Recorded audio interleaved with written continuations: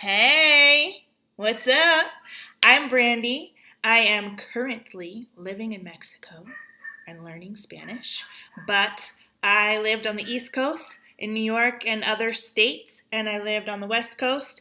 I don't even know if that's the right side, but the West Coast in California.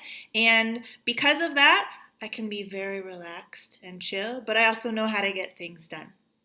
So I am learning Spanish and I love laughing at myself, having a sense of humor, being patient, and also just remembering that it matters where you're coming from, not so much the difference between where you're at and where you'd like to be. So let's take a peek at something that is really frustrating about English. It is the fact that some words have many different meanings. And instead of picking a very practical, common one, I'm going to pick a less known one. So that would be this.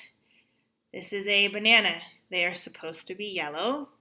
I'm sorry that this looks disgusting. Fun fact, if you put a banana in the refrigerator to get cold, it changes the color of the skin, but it actually delays the ripening mushy gushy process inside. So that's why it looks disgusting, because I want it to be delicious. Okay, so banana. Let's say banana is one of those words that has more than one meaning, and two of them are really similar and one of them is different. I bet you already knew this. Plátano, banana. That's what this is. That's the fruit. But also, maybe you heard a song a while back by this lady. Her name is Gwen Stefani. It's called Hollaback Girl. And in part of it, she's like, it's bananas, bananas. It's bananas.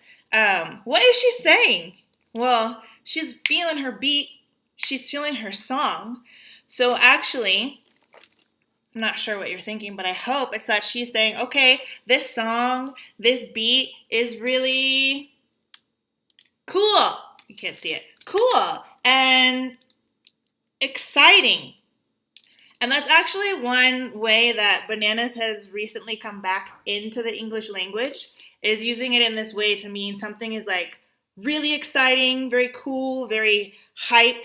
You could say that you could describe a person and you could say, when I told her that she won the contest, she went bananas. It's like, that's the feeling they're talking about. So Gwen Stefani, when she's singing, it's bananas, B-A-N-A-N-A-S, she's trying to say, my beat is cool, it's exciting. Do you see my face? Because that's what it means, okay? So when you're describing a person or their reaction, you add an S, and it's bananas, not just banana. The other way, it's kind of like, not as common. People back in the day used to say it. They might say, I don't even know what I'm doing today. I must be going bananas. And they really mean like I'm kind of going like crazy. Or maybe you've heard the word cuckoo. Like they're losing it. They're going bonkers. They're going cuckoo. They're losing it.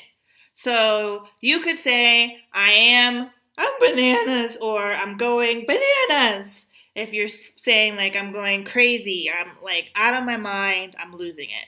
And then very similarly, you could be going crazy in a good way because you're like so excited. Less common, some people would say bananas because there's a lot of angry emotion, but it's much more common for it to be like positive emotion. So, yeah, here we go. Bananas. Stuff you maybe didn't know.